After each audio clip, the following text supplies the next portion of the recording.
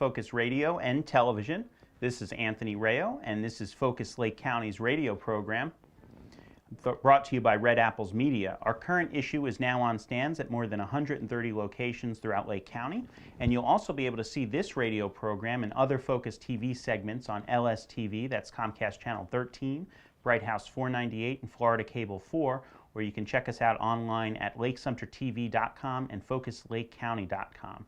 And of course, listen to us here on WLBE at 1:30 in the afternoon every first and third Thursday of each month. Now we're going to be turning our attention. We've got in studio with us today BE Thompson, the Director of Development at Lifestream, and its foundation's annual Gala of Hope is coming up in just a few weeks, October 16th. 6:30 at Lake Receptions in Mount Dora. So we'd like to welcome BE to talk about that and a couple other things that are going on at Lifestream. Thank you very much, Anthony. Glad to be here. Yeah, we're glad to have you. So first, let's start about talking a little bit about Open Door, which was last year's charity of choice that benefited from the gala. So explain what Open Door is, and I know it's just opening now, September 1st. Right. The Open Door is a homeless drop-in center. We have had an increased number of homeless individuals or families or at risk of being homeless in Lake County, and so the Open Door will be a place where they can go to access services. It will not be a emergency or transitional shelter. There will be no overnight accommodations, but people can go and have access to a shower, laundry, a meal, services, telephone, computers. We can help link them back to the community through various resources that we have. Lifestream will have staff on site that can provide direct services. We can provide overlay services, and we'll be networking with many community agencies to come in and provide services on site or be able to refer those individuals to places in the community where they can get help. That's pretty amazing because there's a lot of shelters and different places like that, houses, halfway houses that are available even throughout the community for the homeless. But something like that is really helping them get back in touch with society, isn't it? Well, and actually in Lake County, there are no emergency shelters and few transitional shelters, and the transitional shelters that we do have don't necessarily accommodate everyone's needs. In other words, they may be a men's shelter, a women's shelter, a children's shelter. Some shelters don't allow a family unit to stay together, and so that creates an issue for the family, or individuals who have pets aren't allowed to take their pets to transitional shelters, and so they choose to remain homeless rather than go into a shelter. So for any number of reasons, on any given day, we still have a number of individuals in our community that are living on the streets.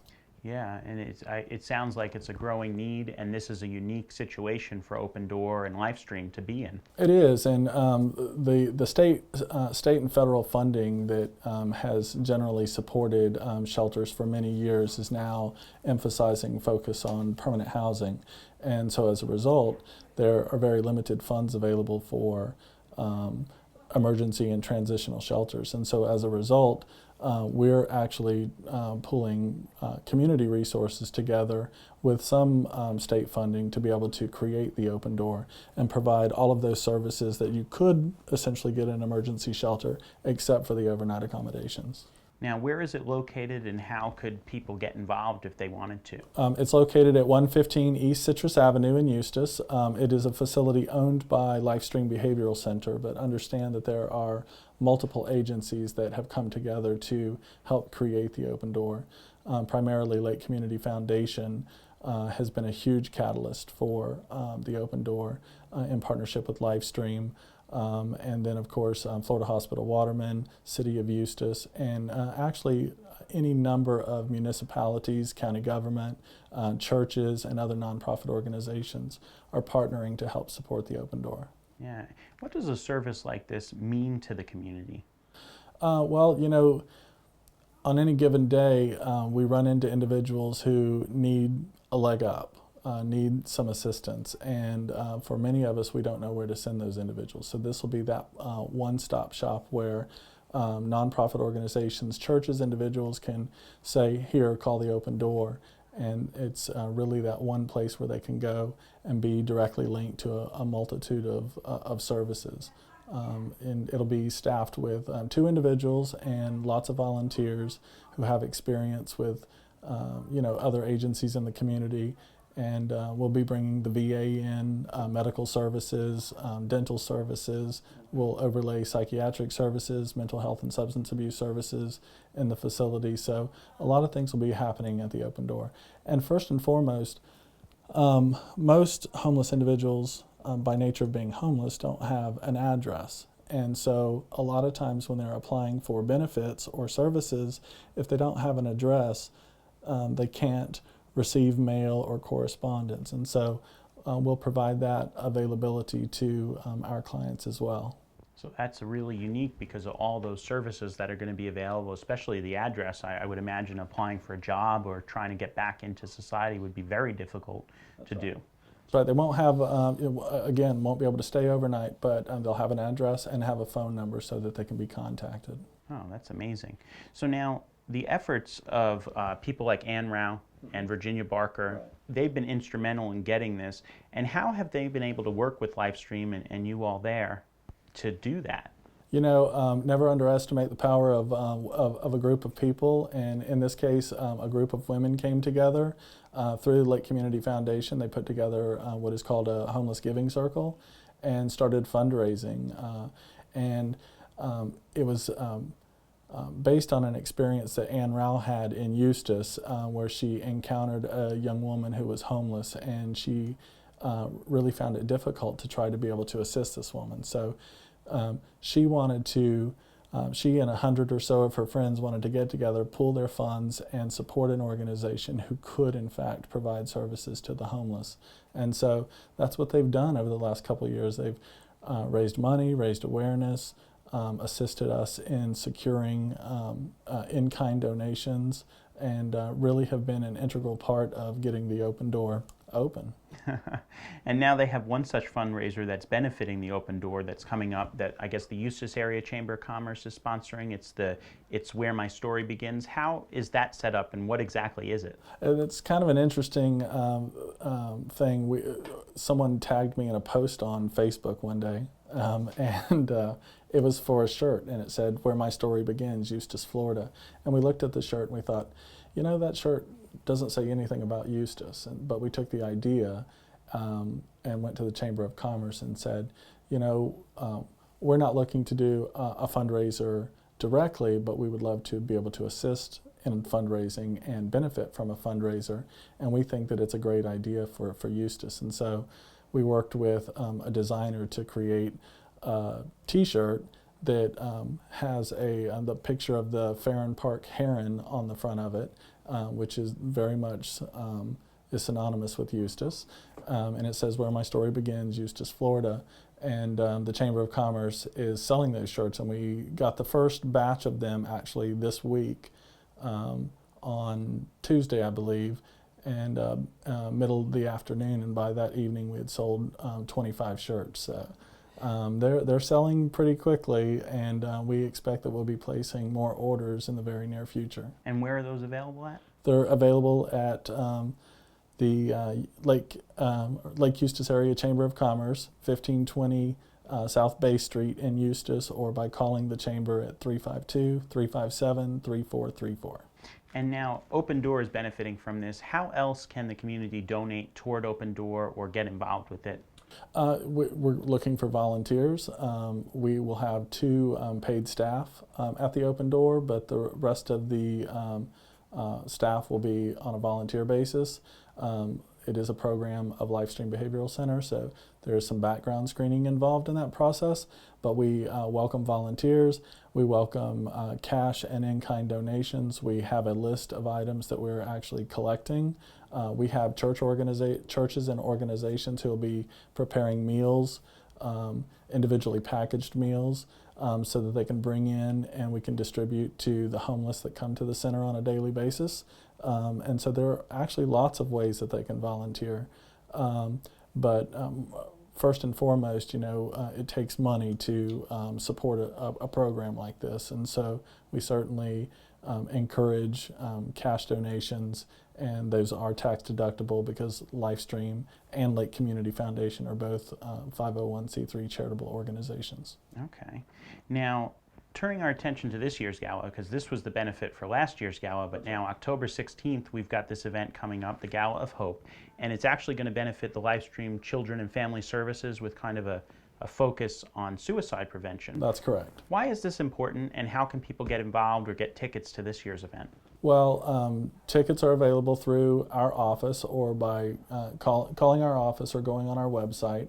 And I can give you a phone number. Yeah, and a website address? Sure. It's www.lsbc.net, or the phone number is 352-315-7512. And we'll be happy to send information out. There's sponsorships that are still available.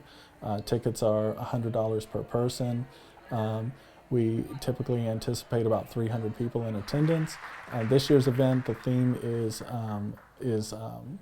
Flashback Friday, 80s style. So there's very much an 80s style theme, and we put a lot of effort every year into really taking the theme to the extreme, and we're probably as excited as we've ever been about a theme this year. It's going to be lots of fun. Yeah, what are some of the things that you have planned that you don't want to ruin the surprise, but at least give us a taste of what's going to be there at the event? Lots of trivia, lots of bright colors, big hair, probably a lot of spandex, some of the famous 80s characters that we all know and love, so it's going to be an exciting event. Yeah, I heard pictures with cardboard cutouts maybe. Possibly, that's right. And now there's an auction at the event. What kind of items are needed, and how can those be donated the same way? Absolutely. We take just about anything that anyone wants to donate, but most people never think of services as a great donation, but in fact it is a great donation. Gift certificates, gift cards, gift baskets, products, but services are certainly welcome too. And then we have a silent auction, a live auction, and a premiere auction. And so we would love if people have a condo at the beach or a house in the mountains or some sort of vacation destination that they want to donate to us that they're not going to be able to use. We will certainly take that and provide a tax receipt so that they can use it as a tax write-off. Yeah, so everybody benefits all around. Absolutely. That's great. And of course, the Lifestream Children and Family Services is going to be the beneficiary this year. That's correct. And you can go to lsbc.net to find out more. That's right. Yeah. And or call Lifestream there. What was the number again? 352-315-7512. Perfect, perfect. Well, thank you so much, BE, for joining us. We really appreciate having you on the show and, You're welcome. Explaining what's going on with the Gala of Hope and everything. Now, one more question about this year's gala, about suicide prevention. That's right. What would you say to people who are dealing with that issue, and how can they get involved with Lifestream? Well, Lifestream does maintain an 800 number. I think suicide affects more people than we realize. And while nationally suicide is the 10th highest rate per capita of death in the nation, in Florida it's ranked 9th. So Florida has a higher rate of suicide than the national average, and so it's a big issue nationally. But when it affects you personally, it really hits close to home. And so we do have an 800 number. Yeah, could you share that with us quickly? Yes, it's 866-355-9394. That's a 24-hour hotline that's staffed at Lifestream by professional staff. They can call anytime to access services. All right, perfect. Well, thank you again for joining us. We'll be back with Focus Radio in just a little while. Debi MacIntyre, Be Free Lake, will be talking about empowering parents and what they can do for their children in Lake County.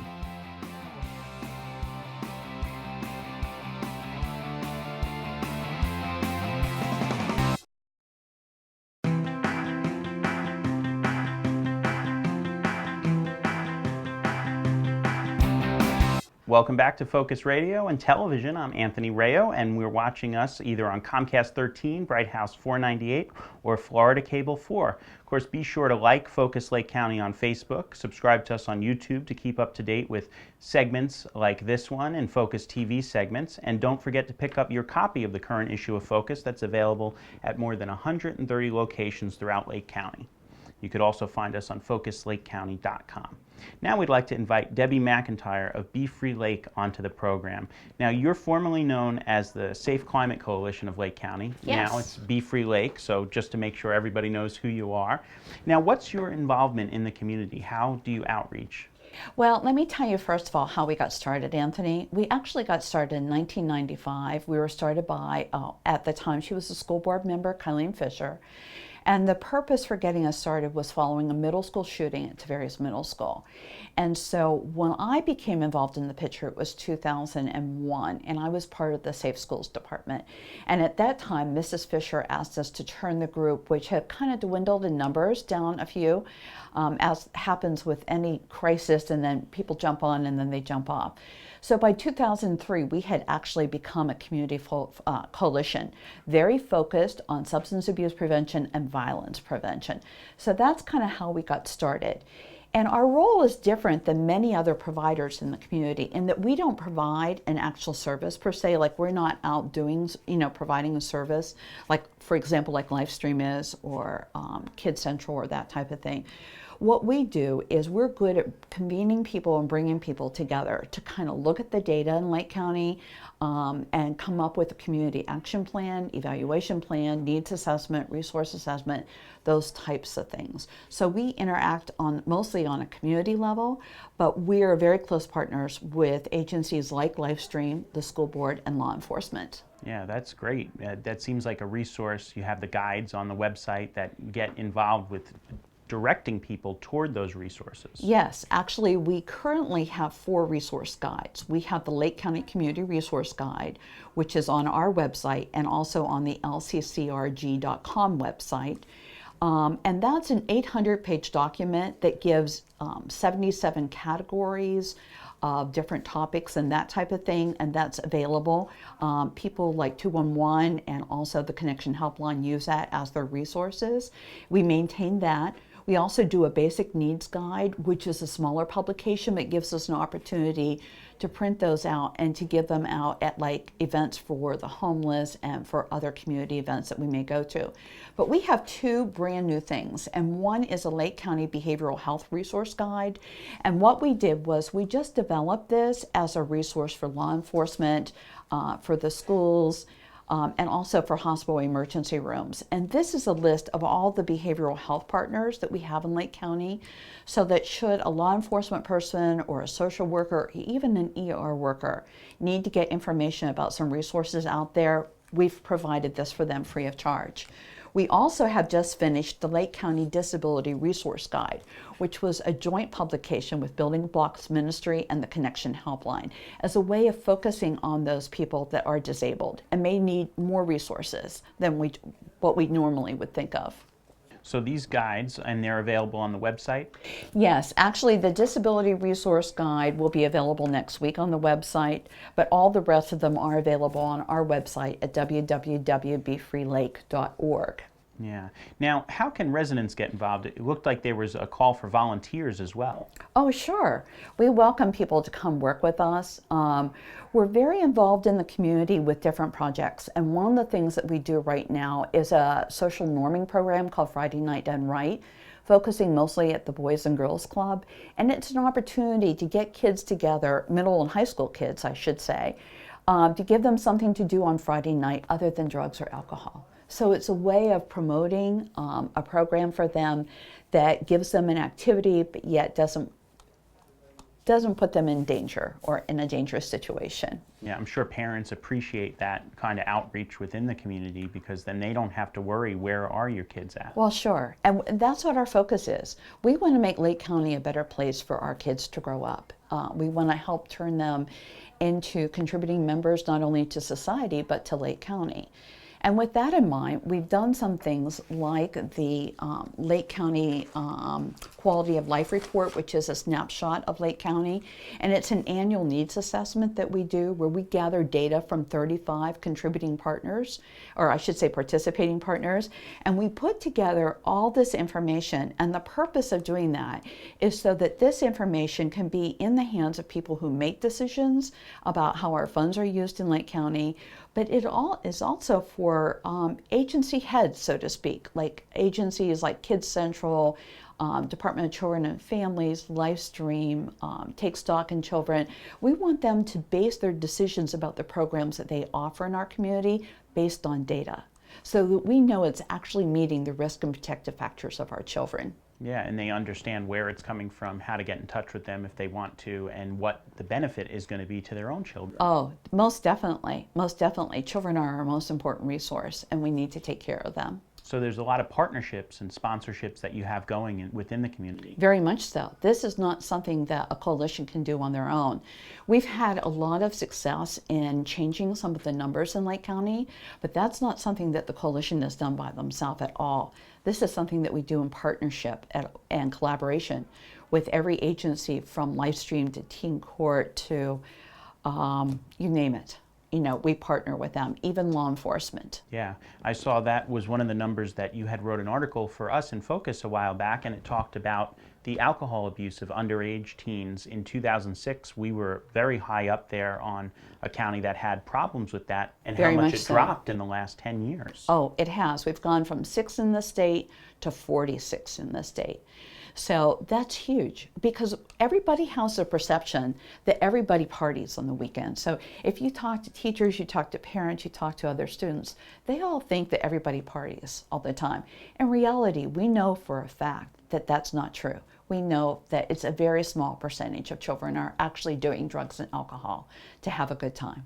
Yeah, and this is obviously helping educate the parents and educate the teachers to know the signs to look for if there is a problem. Sure, there is. In fact, one of the programs that we've been involved with too is a program called Know the Law, and we were part of an 8-group a group of 8 individuals, professionals in the community, that actually put together this book called Know the Law. The school board then adopted it in about 2008, and it's now a mandated program to all 6th graders in Lake County schools. And so we're excited about that, because what we found was that many times kids are breaking the law, and sometimes it's important for parents to know this information too, and they don't even realize they're breaking the law.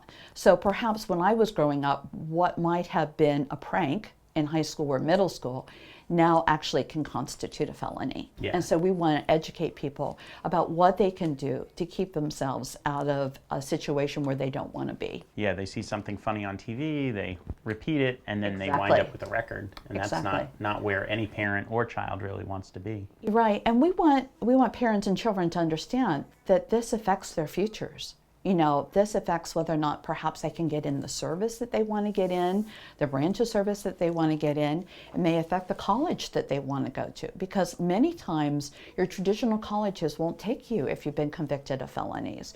And so in the back of our book, we actually address that. We want people to know that there are things like waivers, but they have to know, how to go about doing that. Right. Now, another thing that we were talking about right before the show started was suicide prevention training. We mentioned to BE, that's what their Lifestream is benefiting from this year. Now, how is Be Free Lake involved in that? Well, we're not directly involved with the gala or with that thing or with that particular project. However, we take suicide prevention very seriously, and it's one of our prevention topics. And on December 8th, we are actually bringing some certified personnel from Lutheran Services Florida, and we're going to offer a 3-hour suicide prevention workshop with CEU. So we're excited about that. Where is that going to be held at? That's going to take place at Leesburg Library at 3:30 in the afternoon on December 8th. December is a tough month for people, especially people that are down in the dumps and depressed. And anything that we can do to help people through that difficult time is something that we want to focus on. Yeah. Now, what kind of testimonials have you seen from people like that who have benefited from some of the information and the services that you've helped bring light to in Be Free Lake?